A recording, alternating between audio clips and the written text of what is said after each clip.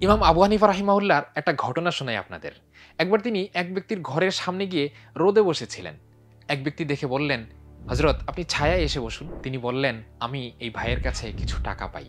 তাই তার ঘরের ছায়ায় বসাটা আমার কাছে ঠিক মনে হচ্ছে না। যদি তা অবৈধভাবে সুবিধা গ্রহণ বা সুদ হয়ে যায়?"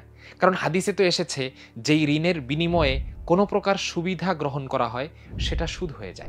এই ইমাম আবু হানিফা রাহিমাহুল্লাহর আমল ছিল প্রতি রমজানে তিনি ৬৩ বার কোরআনে কারিমের খতম দিতেন।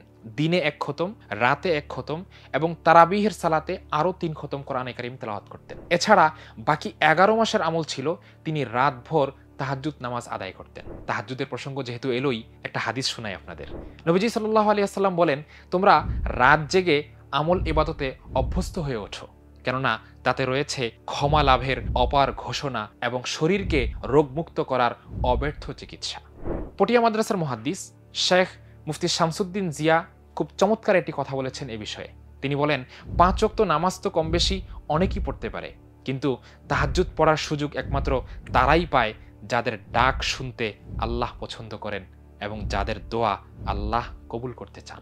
অনেকেই আমরা টুকটাক দান সাদাকা এবং নামাজ কোরআন তেলাওয়াত করে ভাবি আমি হয়তো আল্লাহর প্রিয় হয়ে গেছি কিংবা দিন পালনে সফল হয়ে গেছি। অথচ আল্লাহ বলেন, ফামান জুহজিহা আনিন নারি ওয়া উদখিলাল জান্নাতা ফাকাদ ফাজ। সফল তো তারাই যাদেরকে জাহান্নাম থেকে মুক্ত করে জান্নাতে প্রবেশ করানো হবে।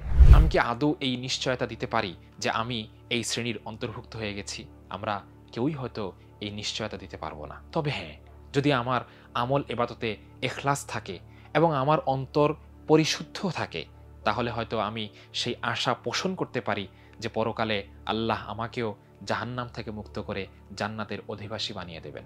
আপনার আমল ও ইবাদতে ইখলাস আনতে এবং অন্তরকে পরিশুদ্ধ করতে আপনার জন্য অন্যতম সহায়ক হতে পারে চেতনা প্রকাশনের এই বইগুলো। দিনে ফেরার পর হারিয়ে যেও না, জীবন গড়ার পাথেয়, তাহাজ্জুদ শেষ প্রহরের ডাক ও সালাফদের ইবাদত। এই ৪টি বই আপনারা অর্ডার করতে পারেন রকমারি.com থেকে।